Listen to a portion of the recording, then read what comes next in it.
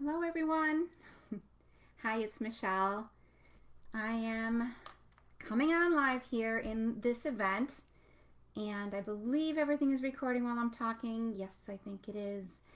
Um, I don't know if I can see you guys. This is the first time I've done a training within an event. Usually, I have a Zoom link. People sign up and they show up online, and we train there, or I'll do a live in the group. So this is a little bit different, and I wanted to get some engagement going on in here, and I thought this would be a really great topic to bring to you. So I don't know if any of you are here. I should have done this in the main group, but hey, Virginia, nice to see you. Nice to meet you. Um, this is, I think, is I'm not sure where you saw the post, but you just came into the group today, which is great. Um, I have quite a bit of things to say, and I want to record this just in case people get to it later, or I'll record this and actually put it into the main group because I feel like more people need to have seen it, need to be exposed to it. I call this eliminating. Karen, hi Karen. Awesome. If you're here, please let me know. A comment, a like, any of that would be great. Um, Engagement. You're here. This is going to be an hour training. I would love to hear more about what you guys think along the way because, hi Rhonda, because it's supposed to be an engaging back and forth. This is part one of a three-part series. And basically I said I did a corporate training, and the topics were dealing with fear, dealing with emotions, dealing with change. And in putting those trainings together, I was just blown away by how necessary and important all this really is. So I'm coming to you today because I want to share some of that, and I want to start a dialogue, because if we don't look at what things are and gain an understanding of where things are, the unknown is always going to feel like it could be scary. But I can assure you that it's not scary. None of this is scary. I mean, the scary part is fear itself. We're afraid of what we're running into, and we can psych ourselves out one way or another. And certainly, we don't live in the age where we have to run away from the bear, right? We don't live in those ages. We live in a time when there's scary stuff, but it's not in our backyard or in our house, hopefully. And if you're in a position where things are scary, right where you're supposed to be safe, which is your home, then you've got to take a really stronger, urgent look at how you can keep yourself aligned in a space where you're not in fight or flight. Okay. Um, you have been following me for a while on your other page for a while now. Oh, well, good. It's funny because I know people in my group because people are in my group, so I get to see them. When they're on my personal page, I sort of, unless they're liking or commenting, I really don't know that people are there. I mean, I put my videos in there, but I don't always know. So thank you, Virginia, for letting me know. Um, so a little bit about me, if you don't know who I am the founder of Empath Evolution. I have a business background, believe it or not. I, at a young age, went to school for accounting when I went to college, and I became like a consultant, a financial consultant, basically a strategist. And then I did business plan coaching with entrepreneurs. So for me to be teaching this topic that is really more holistic, psychology, personal development, is an achievement in and of itself, because I always gravitated to all of these things. But when I went to school, it just didn't catch my attention enough. It wasn't logical enough. It wasn't results oriented enough. But now I see, as an empath, I see so much more. And I didn't even know that word till I was 40 years old. So once I realized that, and I think the process of evolution for an empath is on steroids, because you're feeling more of the world. That is your natural way of moving through the world. Other people seem to be able to shut it off, shut it out. Well, an empath and spirituality and going deeper is like a natural thing.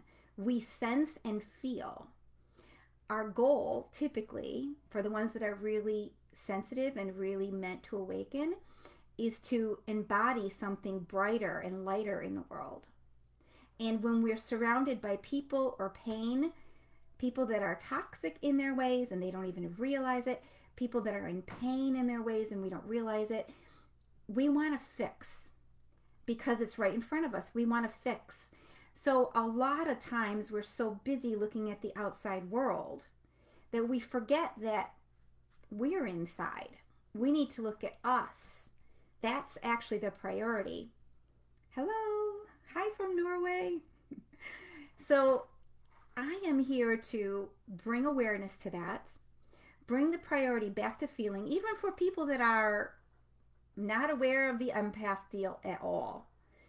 If you're struggling within an environment with fear, pain, emotions, other people, feeling like you're getting suffocated, depressed, anxious, it's the way you're interacting with the energy around you. And it really does matter. There is a dynamic here at play that you can take advantage of your strongest gift, your natural gift, in order to not just improve the quality of your life, but improve the quality of everybody's life around you. So before we get too far into this, I'm going to ask the ones that are here present about your fears, because this is about eliminating the fear factor. And I did like a little survey within my Facebook personal page, business page group. What are people afraid of? And believe it or not, the number one thing was we are afraid of not being enough, good enough, lovable enough, bright enough, fitting in enough. We are afraid of the judgments that come to us every day and not fitting in with society, not fitting in, not being lovable, not being successful enough. We're afraid of that. And then we are afraid of death is number two. We're afraid of death. And number three is we're afraid of safety and security issues to our person and to our families. We're afraid of that change that can happen. The threat of life, the threats that are out there that have us worried. So whether it's real or perceived, a fear is a fear. The idea here is to see the negative that happens to us, that comes to us when we're in fear, and how it attracts more fear, and how we're going to dance with fear within the environments, within our families, within ourselves. What are we going to do? So before I go on a little bit more, I'd like to hear from you guys here, Virginia, Karen, Rhonda. I don't know if I'm saying this right. I say great. I say. I don't know how to say it. My apologies. What would you like to learn? What fears get in the way of you feeling good on a day-to-day basis? What fears creep in on the back end? Because I know as an empath, not only are we feeling our own stuff that we either inherited or we created or we experienced and we made stories about it, right? The other thing we're doing is we're tuning into the fears that are around us. If we share anything in common with the fears around us, and sometimes you're tuning into what their fears are, thinking they're yours. So honestly, we have to be more than aware of who we are, what belongs to us, what doesn't belong to us. And the only way to know that is to spend a considerable amount of time getting to know who you are, away from the influence of those people around you. That way you can own it. You can own it in a sense that, yes, this belongs to me. And when something new comes in, you can recognize where that's coming from, or you've never seen it before. What is that about? And you inquire. The inquiry goes like this. Is this mine? That's it. Is this mine. If it's yours, you go further with it. So that's going to come like in probably part 3 of this training with you. Here we go. So, hi, Allison. Denise says failure. She's afraid of failure, right? So let me just talk a little bit more. I'm sure there's many of you afraid of failure, but sometimes the actual cause and root cause of what got us tight and nervous is hidden in the background. We think it's this, but it's actually that. An example would be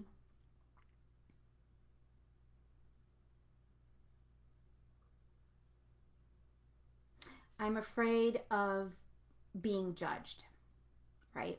I'm afraid of what somebody else thinks. I'm afraid of moving outside of that box. I'm afraid of what other people think.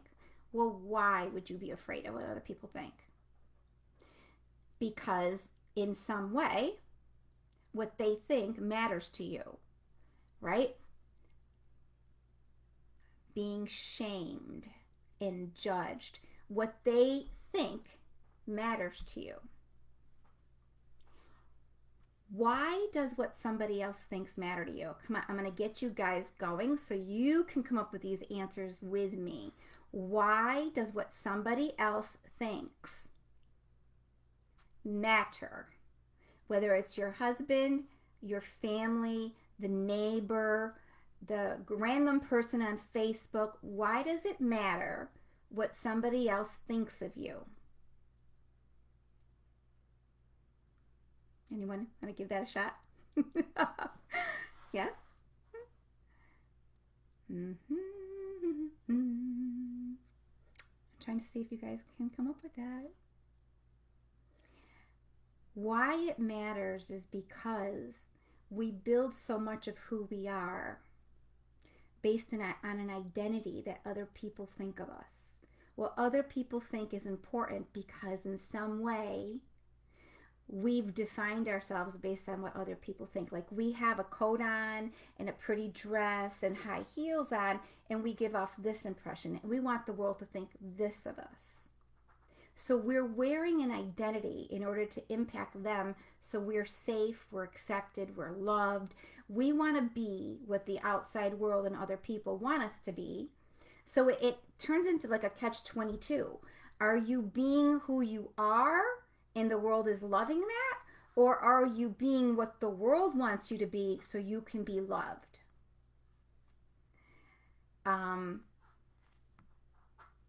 Allison says, because I don't want to be perceived as different. So different equals not safe. Different equals judgment, right? Living in the world that we live in, when you're different in any way, people will look at you and not quite really get who you are. So there's a risk there. You're at risk. If you don't blend in, if you don't fit in with the tribe, you're at risk. All right, that's a thought, right? For me, Karen says it's conflict, being alone, being misunderstood. So what if you're in conflict with somebody? So there's one thing. If you're in conflict with somebody, what happens? There's a tension between you. And that tension could turn into a family tension, which could turn into a community tension, which again, you're at risk. So conflict puts you at risk. Right? This is how our brain is processing conflict, risk. Being alone is risky. If you're alone, what happens if you're alone? You could die and nobody cares. You could be lonely, right? You're at risk. So it's conformity. Being misunderstood, Karen said. So again, what is the risk? What is wrong when we're misunderstood? When we're misunderstood, it comes from people judge us. When we're misunderstood, people will send to us, whether we recognize it or not, she's all messed up. Oh, she's a quack. Oh, she doesn't know what she's like. they will project thoughts onto you that are not favorable. They will project thoughts onto you. They will label you. You will feel some sort of a pain from not fitting in. You're misunderstood. You're a misfit in some way. So I am accentuating what this is on purpose so you can see the dramatization of it. So their fears, thank you, notice, thank you. Their fears, so we want to fit in, so we're loved, we're understood, we're safe, we have a community. What we want is to be like everybody else so everybody can project on us how wonderful we are, how much we fit in, how much we're valued. We're looking to be loved. So we think if we fit in, that we'll be loved. Is that true? Is that true? A yes or no? If we fit in, are we loved? Does it guarantee that we are loved, that we are happy if we fit in? If we mold ourselves exactly by what John, Peter, Joe, and Harry and Sheila want from us, if we can just fit that mold and fit in, then we'll be happy. We'll be safe, right? No. Thank you, Karen. We will not be safe because you are here to be you, not anybody else. If you are constantly pursuing the normal, by the way, which does not exist, or the perfect, which does not exist, it does not exist. It only exists in our head. It exists, it tells us we need to do this right, we need to do that right, we need, this person's not happy with us. And you know what the similarity is between all of these things? Yes, we seem to believe that deep down inside. That if we can fit the bill and be normal, that we'll be safe. If we can fit the bill, we won't be judged. If we can fit what the landscape wants us to be,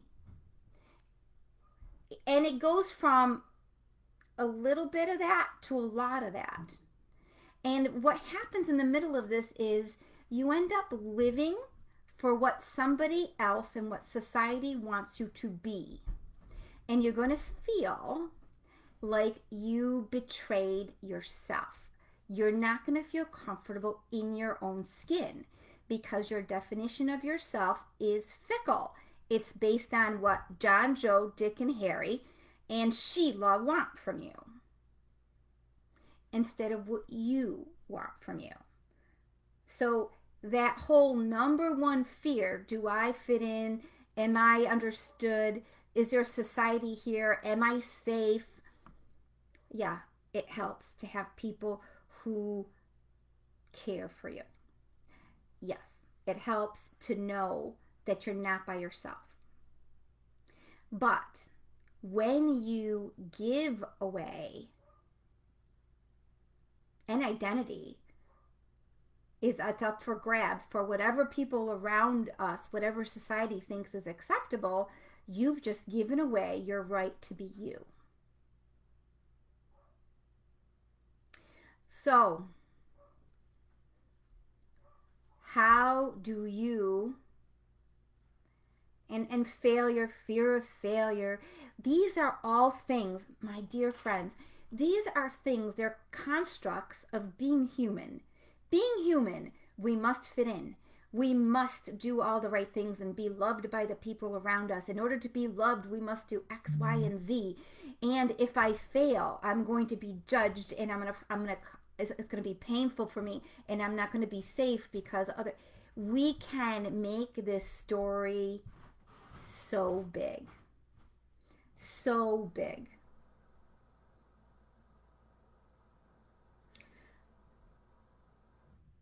Is it real? Do we have, is it based on truth? Is it a real risk to us?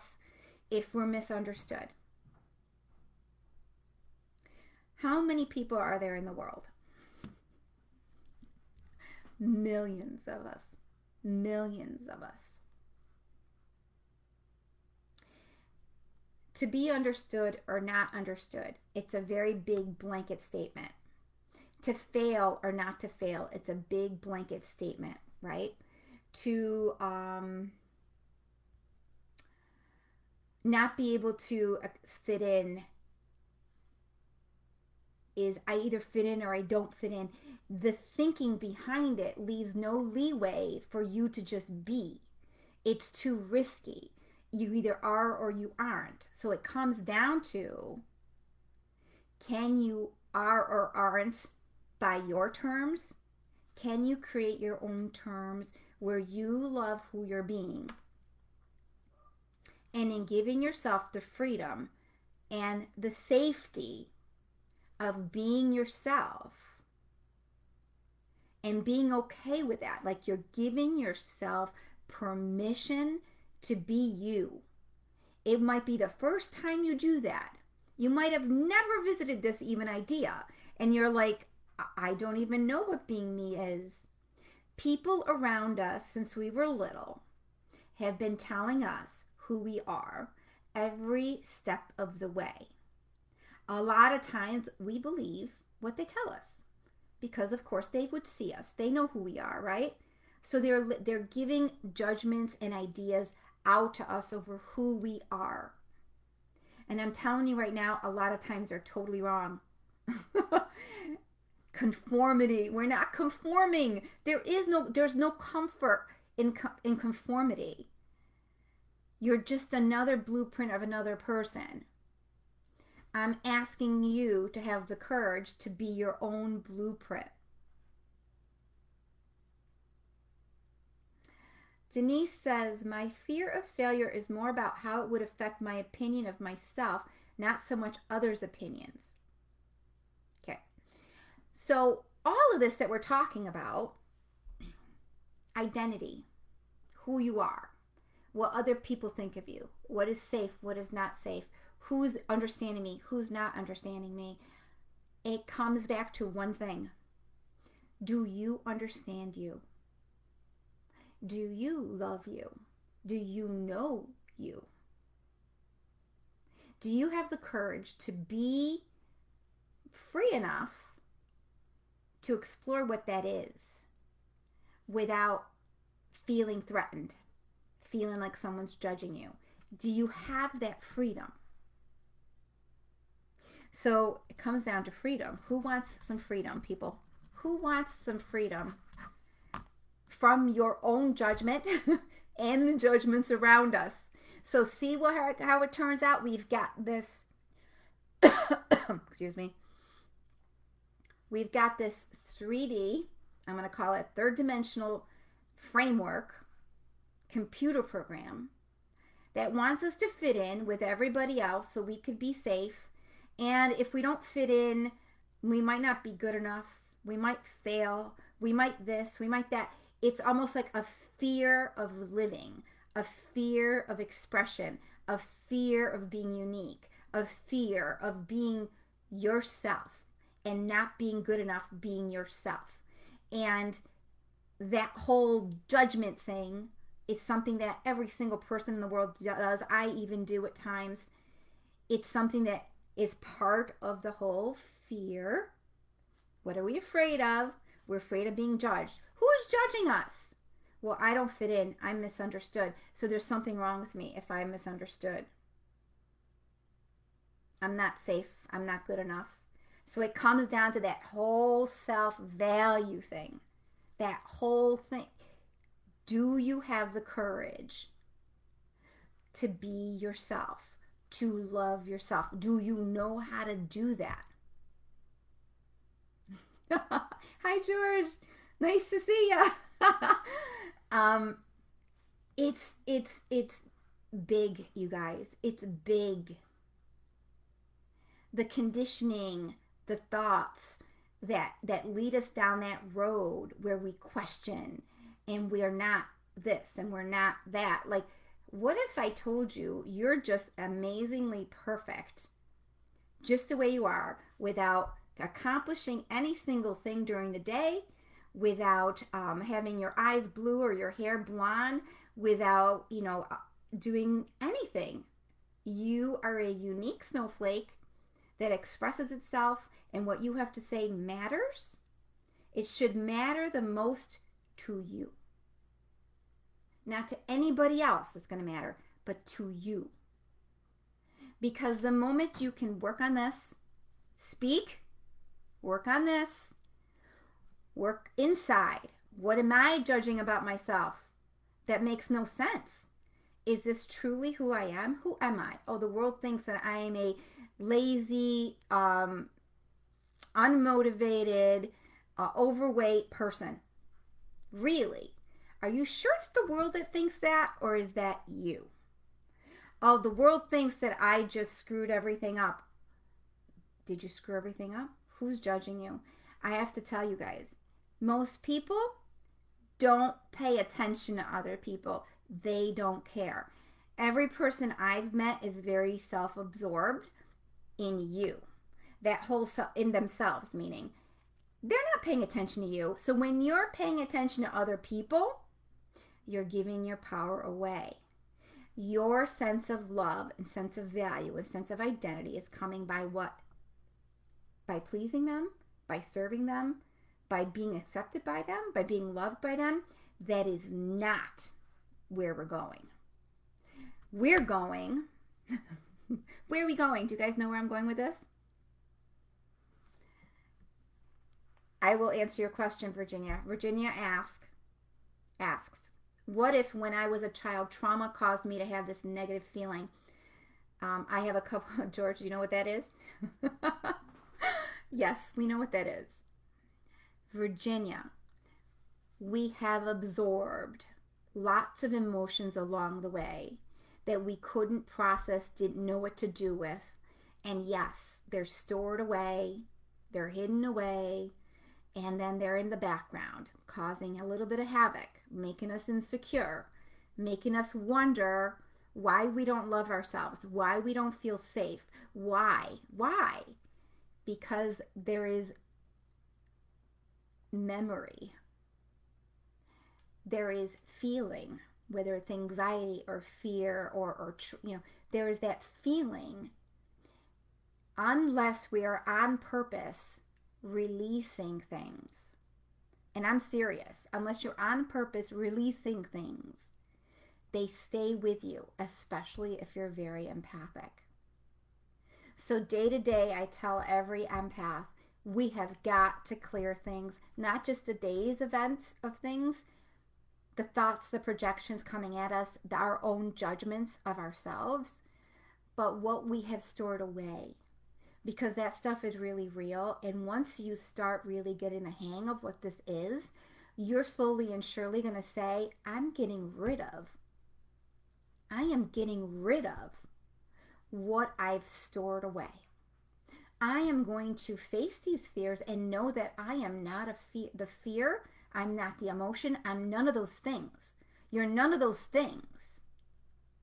You're just afraid that you are. You've learned that you are. You think that you are. You think that you are. None of us are the emotions that we express. If I'm lonely, if I'm angry, if I'm hurt, it's something that's moving through me. It's not me. If I'm afraid, it's something that's within me, but it's not me. You, my friend, are a multidimensional being that radiates pure divine light. You get that? A multidimensional being that radiates pure divine light when you're activated, when you're aware, when you are stepping into that full potential and allowing that to be who you are. In this plane, where we are, so I don't know how much of you know about dimensions and whatnot, but this is a very physical dimension. We have a physical body. When we die, we are not the body. We are a spirit that's created, that came down to a slower, more material dimension to experience what this is down here at this level. And to learn through these experiences, what is fear? You won't know what fear is if you're in spirit, because there's nothing to be afraid of.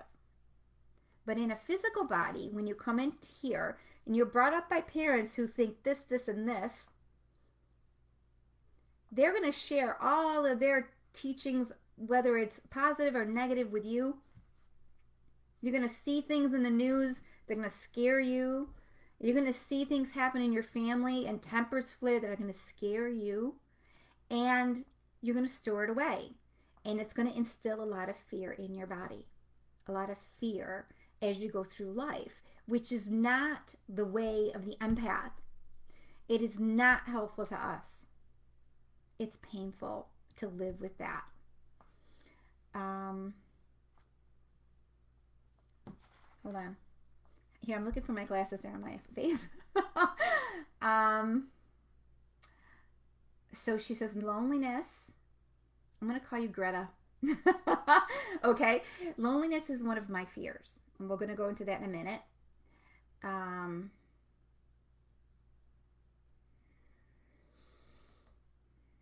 Child trauma.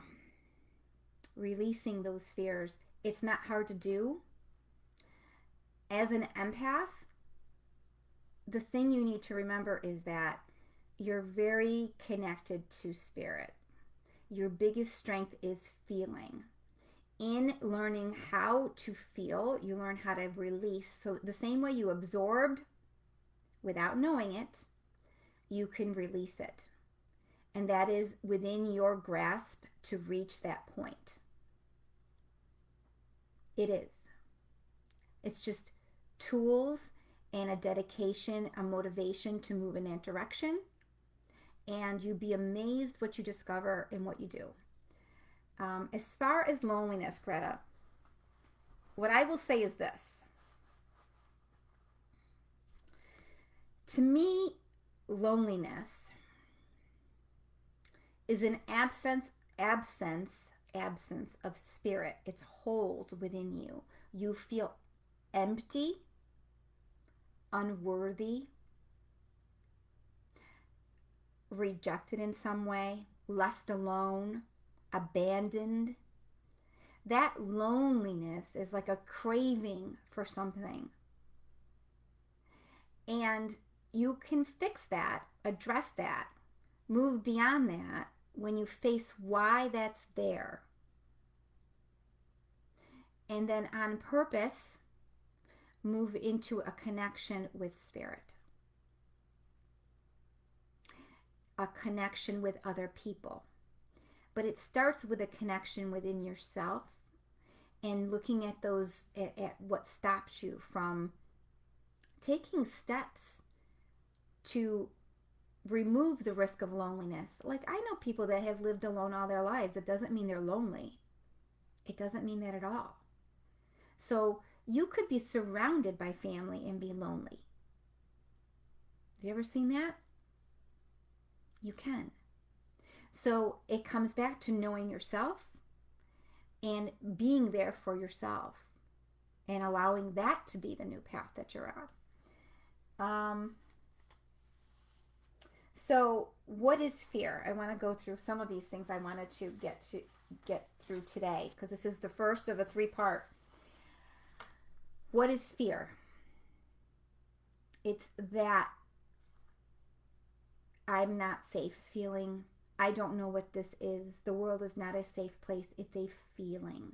Fear is behind things. It's either fear or love, my friends. Fear or love. When you're in love mode, you trust, you allow, you accept, you feel full. When you're in fear mode, you're empty. You're looking to be filled. You're afraid of not being filled. That's the difference between the two. Fear is a very heavy, dense, I'm not motivated. Love is a very light, bright, moving energy. It's moving.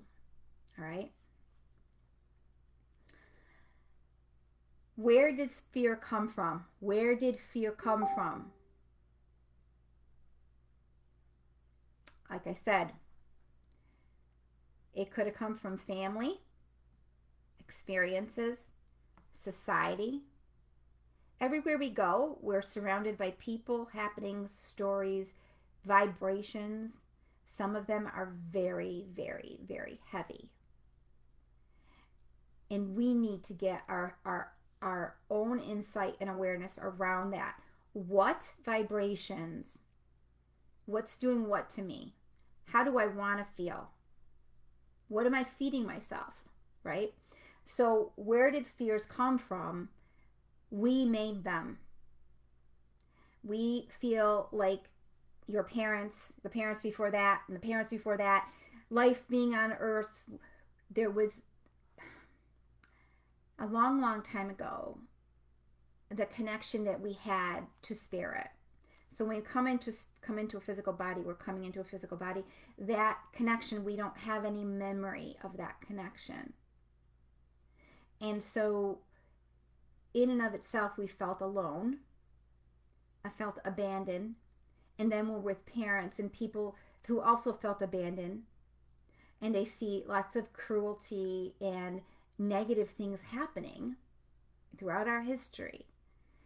There's a very much a dark, heavy energy and a light love energy. There's two very strong energies down here. And you know which one's the strongest one? The love is the strongest, but humanity, people, seem to have, they're more motivated by the fear factor. They tend to believe more of the fear rather than the love. That's shifting. But because people were more afraid of the weather changing, the storms coming, what war was happening, there are a lot of reasons why life didn't feel safe.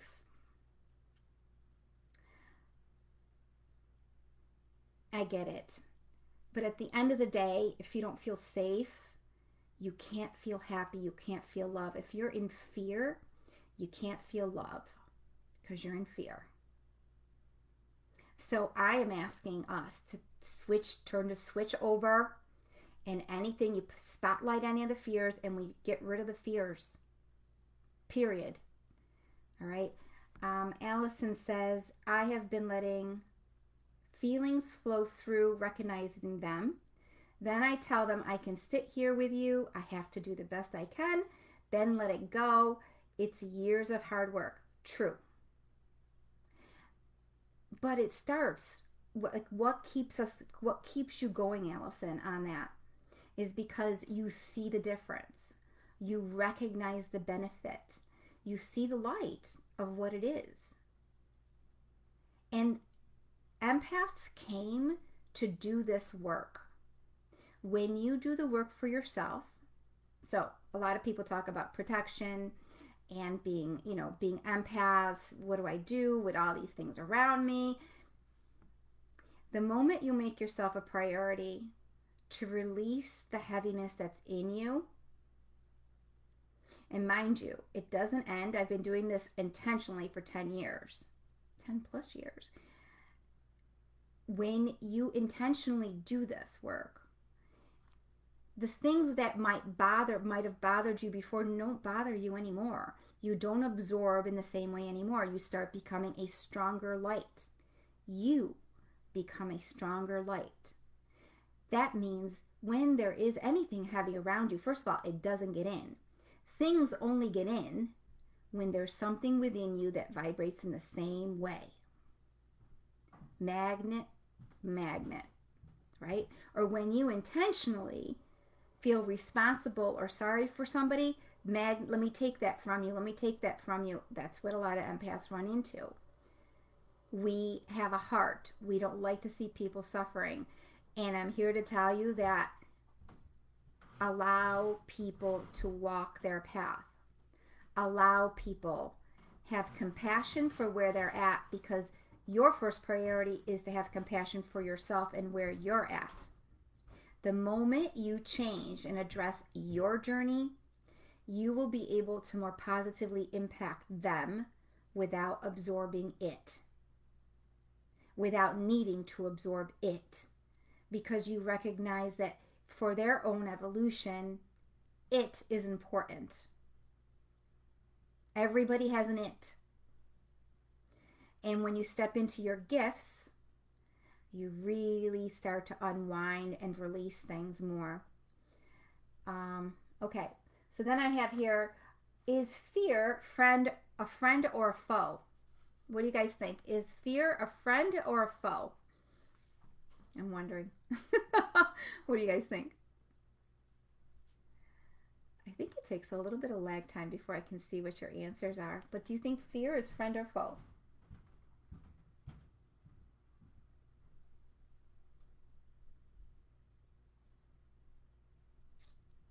I'm going to guess you're going to say foe. What I want you guys to keep in mind is this.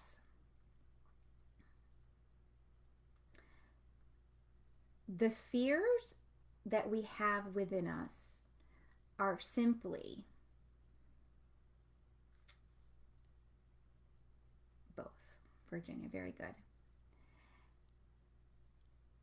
If I spot a fear that I have, I'm afraid of success.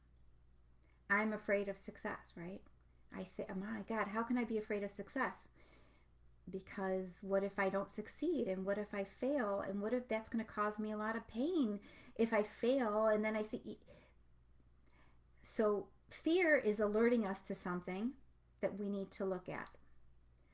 Fear in and of itself is not a good or bad thing. It's not a friend or a foe. It's simply an experience. And when we stop labeling it and we start understanding that fear is just telling us that we need to love more and trust more and bring love to that more in order for it to transmute.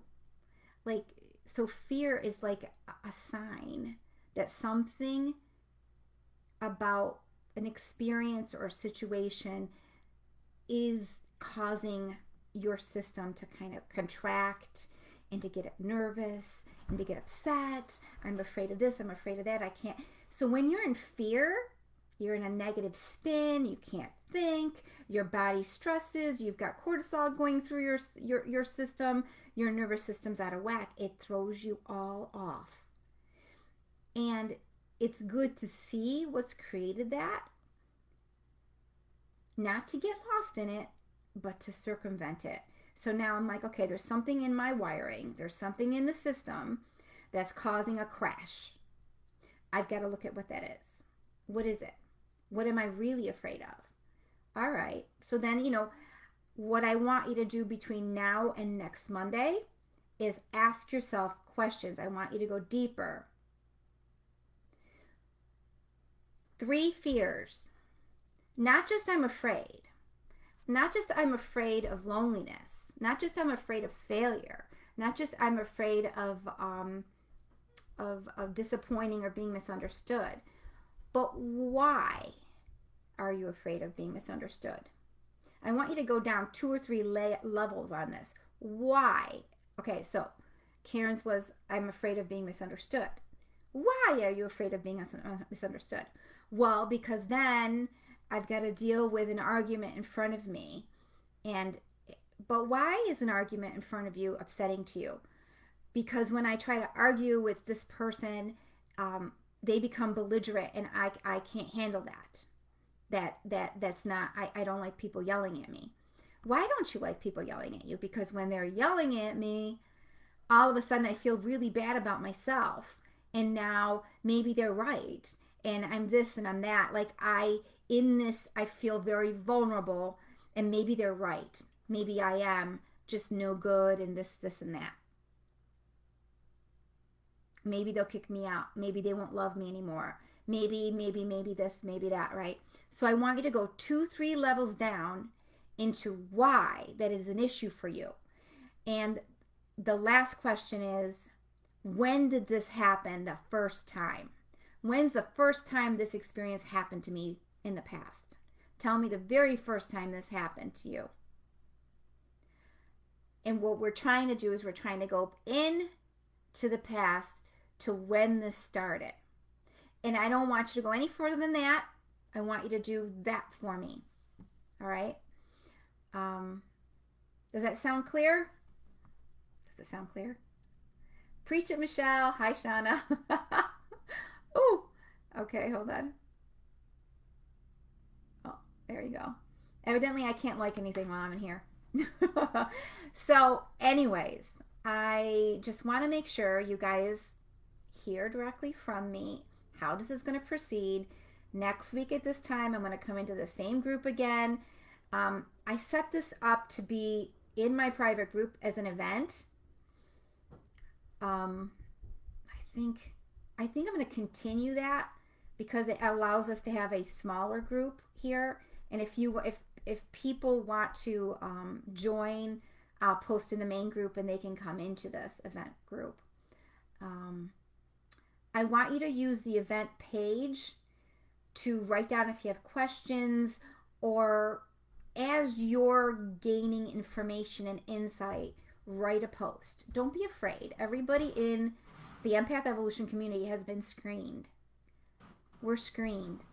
When you share, when you comment, just always be very cautious because these are people's intimate stories, and everybody needs to learn what they're here to learn. Like, just because I have an experience with this doesn't mean that I have the answer for you. I can share my experience of something. So in all the things that I do, my goal is to help each of us become our own guru. We are there every day handling things. We need to know how to handle them. And I don't want us to underestimate the exchange part of it because we're empaths. So we're going to feel what somebody else thinks, even if they don't say it. And we're here all learning. So if we are student and teacher, any and every relationship, we are taking both sides of this. I laugh because every single person that I work with, every single engagement that I have, not only teaches me, yeah, I'm helping them, but I learn a lot through all of it. So don't ever see yourself as wrong just because you're learning something that you didn't know before. Always keep that curiosity going, because I have to tell you, I haven't met two people that are exactly the same yet. I haven't. We're all very unique stories, and my goal is to help us not be afraid and find that middle ground. I can tell you this much. The more we're triggered, like when you're an empath, we don't like conflict because we can feel the conflict intensely with another person. Or if we hurt somebody, we can feel that intensely. So we don't like that. We don't want to go there. But it's also not going to help you if you can't stand in your own ground, your own truth of what something is. Like, you need to be that parent, that guardian, that loving presence at any given point in time to make sure that even if some part of you doesn't feel safe, that you really are safe, because you really are living this life with lots of people around you. And guess what? They're going to do what they need to do. So that means you need to do what you need to do. And not be afraid of the living part of it. Living. As long as you're living in your truth and your aura is strong and you're centered in that, even if you go off balance, that's fine. But you'll learn each time you go off balance, and you'll become more and more and more set in what something is for you. And what a joy that is, right? What a joy that is. So, all right, you guys. So, does anybody have any last minute questions? I want to make sure. Karen says, for me, it felt like a 4, but after years, I see the valuable lesson. I'm not sure where that came in. Allison says, the right amount can be a friend, like keeping safe, but overdo it to the point it becomes a foe. So I think it's funny. My mentor said this to me a long time ago. I went through like an awakening experience and I was very angry. Angry is an understatement. I had always operated my life that in a safe way so that I could feel good, right? Control my life. Control, right? Controlling your life. It's always this how much light versus, I told you, love or fear. It's one of the two. So when you're in fear, you can be angry, resentful, this, and this. If you're in love, you're never angry, resentful. But mind you, they come, they go. Remember, there's a spectrum here. A little bit of fear, my husband would say, is motivating, Michelle. It's exciting, right? A lot of fear is what? Terrifying, numbing. You want to go run and hide. Living in this life, you're going to run into both. You're going to run into people that are embodying both. And we have to allow them to go through the cycles of what they're doing, what they're discovering, without it negatively impacting you and me. Now, there's a recipe, right? You take care of your trauma, your feelings, your emotions. And the more I've been at this, finding that middle ground where you're not all or nothing, finding that middle ground and being able to replenish your energy is huge. Being able to fill up like a full cup of who you are is huge. I invite each of you to the healing circles. They happen twice a month. If you're new to this and you haven't done one before, send me a message and I'll let you attend. The last one in September is next Wednesday. I'll let you attend that to try it out and see what you think of it. But keep that in mind. As I think of this, I'm gonna put this in the main group so people get a good feel of what this training is, and maybe they'll join us live next week. All right, so next week is people will figure it out. Next Monday, the 21st at 4 p.m. I'll be coming into this event page, and I hope to have you all here. So if you're interested, make sure you go to the event, you click going, and I think everything works from there, I think at least. I want to thank everybody that's been here. Can you write the assignment in the post? Yes, I can, Virginia. I will do that after I get out. I just love hearing someone speaking the truth these days. Thank you, Shauna. Today was awesome. Another eye and heart opening. Thank you again, Michelle. You're welcome. All right, guys. Thank you for being here. Have great days. All right, bye.